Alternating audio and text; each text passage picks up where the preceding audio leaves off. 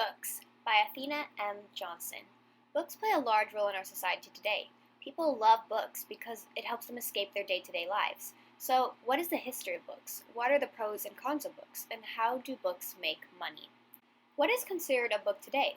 Well, today books are considered a bunch of papers that have a point or a story plot. It also has a cover and you can flip through pages, although today you can buy online books. And so books can also be considered something that you can buy in stores or online, and it's usually in the shape of a rectangle. The history of books. So there is a midpoint of the history of books where books changed forever, and this would be the Gutenberg printing press. So there's a before and after the Gutenberg printing press. So we'll talk about the before the Gutenberg printing press. According to Jack Lowell, in the book Understanding Media and Culture, the first known books was the Egyptian scrolls. Their covers were usually made of animal skins, and each book would have to be rewritten by hand. Ancient China, though, came up with a genius way of printing books called block printing.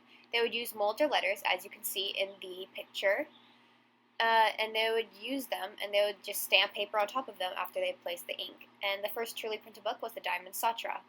The Gutenberg printing press was invented in 1448 by Johannes Gutenberg in Germany. This machine changed books forever because it made books much more easily produced than handwriting each book. Also, it was a lot cheaper to produce since you didn't have to pay for the labor. This is all according to Lil Jack. After the Gutenberg printing press, it really made books more popular because it was much easier for them to be accessed by the public since they're more easily produced. So, since it was so easily produced, books really took off and reading became more important than ever before. Now let's get into the pros and cons of books. Some pros would include it can help grow vocabulary. A lot of parents get their children reading young so that their children can grow their vocabulary. Books are also a great way to escape the world. A lot of people use books as a way to envision something or imagine something that's better than what they believe in. Another great pro is it helps develop multiple intelligences. Every time you read, you learn something new, and that really just encourages your brain to keep growing. Another great pro is it's a form of information. A lot of people read books to get information about a subject. Also, it is a great way of free speech since people can, share their ideas and share stories and without being penalized. Some cons might include misleading information. I know this may sound strange, but there are many ways that books can contain misleading information. So, like the book could be outdated, or someone found the wrong source to get their information from. Anyone can publish nowadays is also a con, since a lot of people can make bad quality books. Another con is when you read in bad lighting, it can cause eye damage. Also, books can be extremely costly. A textbook alone can cost around $30 to $200. Another con is if it's too costly, people go to a library, but libraries can be dirty because so many people touch those books. Also, copywriting is extremely common in books, which is not great.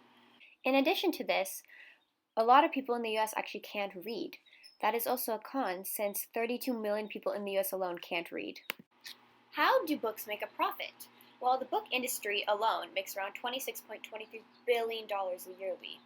And there are many ways that the people behind the books make the money. The authors, they have to write the whole book and they usually have to edit it.